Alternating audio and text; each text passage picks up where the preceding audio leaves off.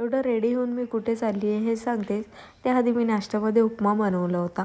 मग आम्ही तो नाश्ता केला आणि सावीसाठी खिचडी बनवली होती. तिची बॅग रेडी केली आणि ते दोघं मस्त खेळत होते, बघू शकता.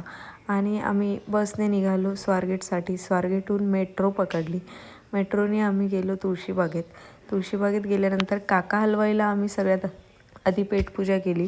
मग सावीसाठी असं इथे एक ड्रेस घेतला, छान वाटत होता म्हणून एक घेतला आणि परतीच्या प्रवासाला निघालो.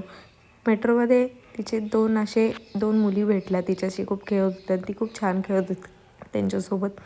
आणि नंतर आम्ही इथे छान असं बसलेलो होतो आराम करत, कारण मेट्रोला वेळ होता. मग मेट्रो आली. मेट्रो आल्यानंतर परत बसमध्ये बसलो. परत बसने घरी आलो. मस्त घरी आल्यानंतर आम्ही खूप थकलेलो होतो. मग मी जेवण केलं. जेवण केल्यानंतर सावीला झोपवलेलं होतं. सावी मग तिचे बाबा आल्यानंतर उठली. तिला बाबांकडे जायचं होतं आणि मी सकाळचे भांडे तसेच ठेवलेले होते कारण मला खूप घाई होती.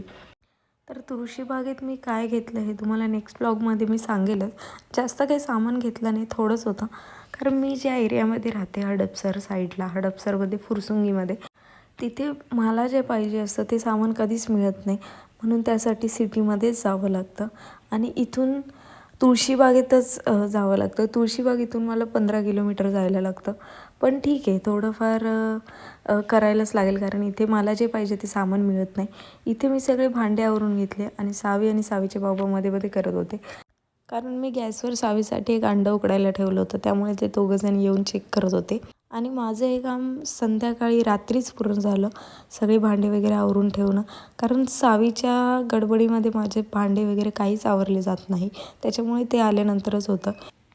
इथे मी अंडं कट करून घेतलं सावीसाठी. ते तिला दिलं आणि तिला खूप आवडतं अंडं खायला. तिची खुशी तुम्ही बघू शकता.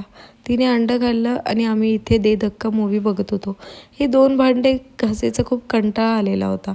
एवढे भांडे घासल्यानंतर 2 भांडे असल्यावरती खूप कंटाळा येतो. मग सावीने अंडं फिनिश केल्याबद्दल मी ते घासून टाकले आणि अशा क्यूट एक्सप्रेशनने आमचा दिवसाचा शेवट झाला. बाय.